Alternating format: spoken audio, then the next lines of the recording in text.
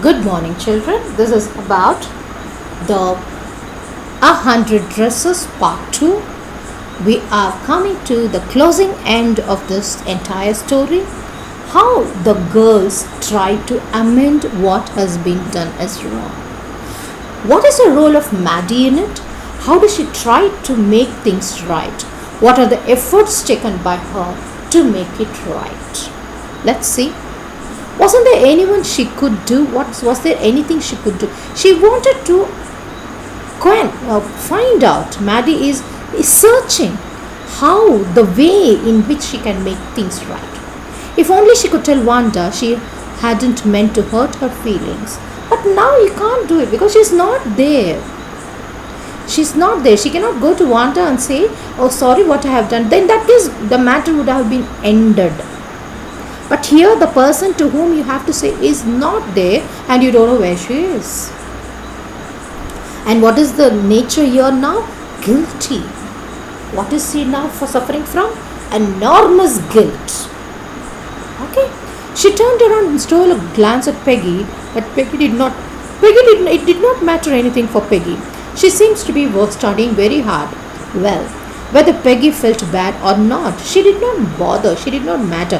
Now Maddie understood that Maddie has to be Maddie. She cannot be Peggy anymore. Okay, she needs to be like Maddie. Maddie must be like Maddie. She cannot be a activity of what all Peggy does. She cannot be a witness. Well, whether Peggy felt so badly or not, Maddie, had to do something. Maddie felt that she wanted to do something to make things right. She had to find Wanda Petronsky. Maybe she had not yet moved.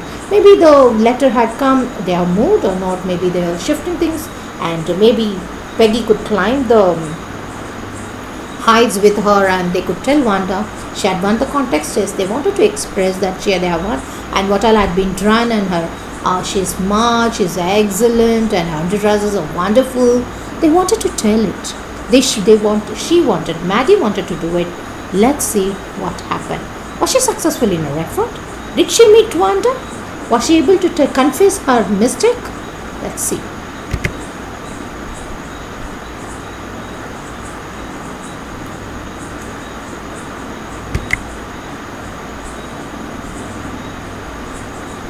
Yes, what did Petronsky say? Let her say that she will not be coming to the school.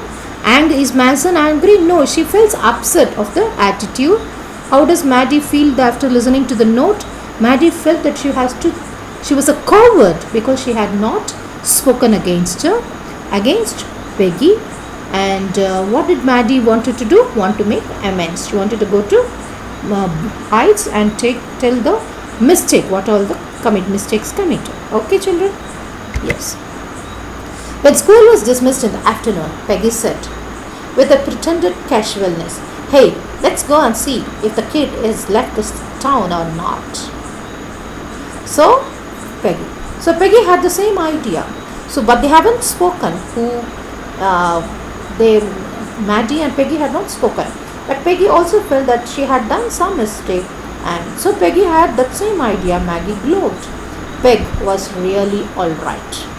The two girls hurried off the building up to the street towards Boggin Heights, the part of the town that wore such a forbidden air on this kind of a November afternoon, drizzly, damp, and dismal.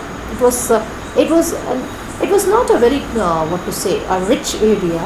It was very a forbidding air. It was very congested, and it was not a pleasant place for them. They did not find it pleasant. But they made it a point to move. Who was the one who opened it?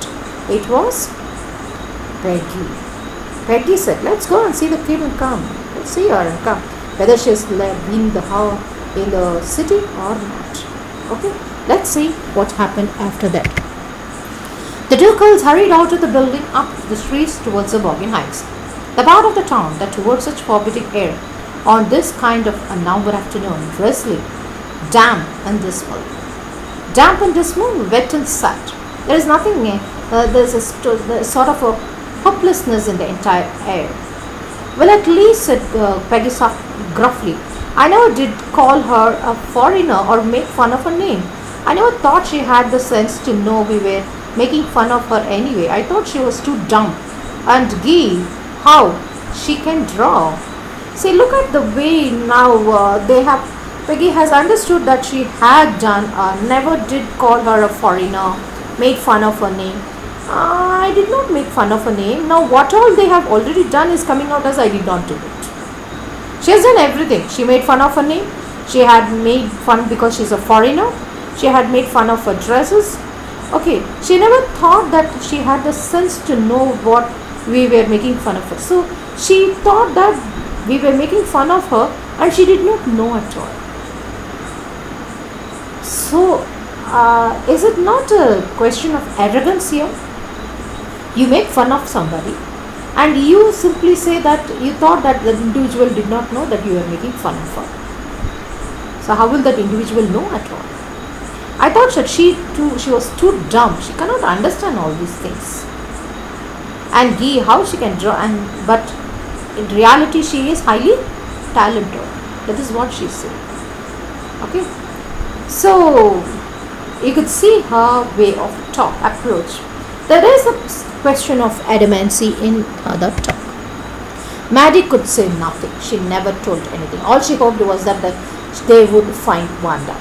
She wanted to tell her that they were sorry that they had picked on her and how wonderful the whole school thought she was, and please not to move away and everybody would be nice. She and Peggy would fight anybody who was not nice.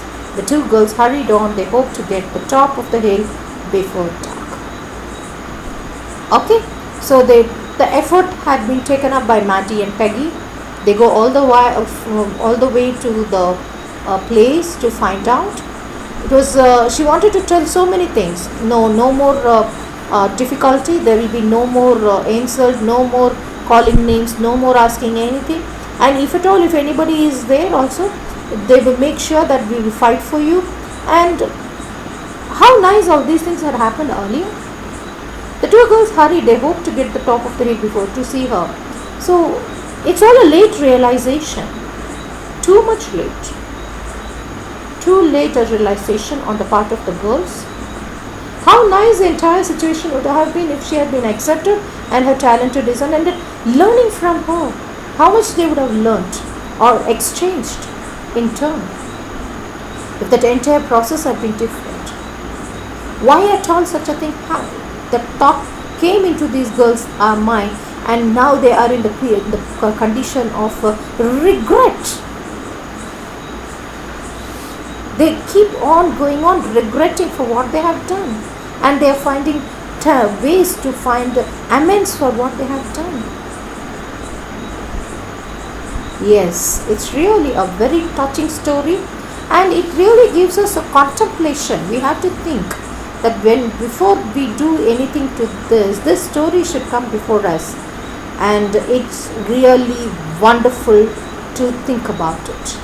Yes, I think that where the Petronskis, I think that's where the Petronskis live, said Maddie, pointing out to the little white house. Wisps of old grass stuck up here and there along the pathway like thin kittens. The house and its spare little yard looked shabby but clean. I reminded Maddie of Wanda's one dress, her faded blue cotton dress, shabby but clean. There was no life, the signs of life about the house. What is signs of life? People living, talking, singing, moving around is called signs of life in the house. If it is locked, it's called there is no sign of life. Means what? People are not living. Sign of life about the house. Understood? There was no sign of life. What is the meaning of sign of life? Nobody is living in the house. Peggy knocked firmly on the door, but there was no answer. She and Maddie went around to the backyard and knocked there. Still, there was no answer. They tried to move here and there, and they found out this. They shouted the name of Wanda. That somehow they saw, even if they are on the distance, that they are busy inside the house or somewhere, they could hear them and come to receive them or talk to them. But unfortunately, nothing happened. Okay? So now, the regret the steps taken to make things right, what has been done wrong by them, they wanted to make, and it did not succeed. Okay, children, I stop with this. It's a beautiful story of how we need to behave ourselves, a real contemplation. We need to think about it next time when we try to make fun of others. Okay, children, thank you so much. Please read the remaining and come to the next class. Bye, children.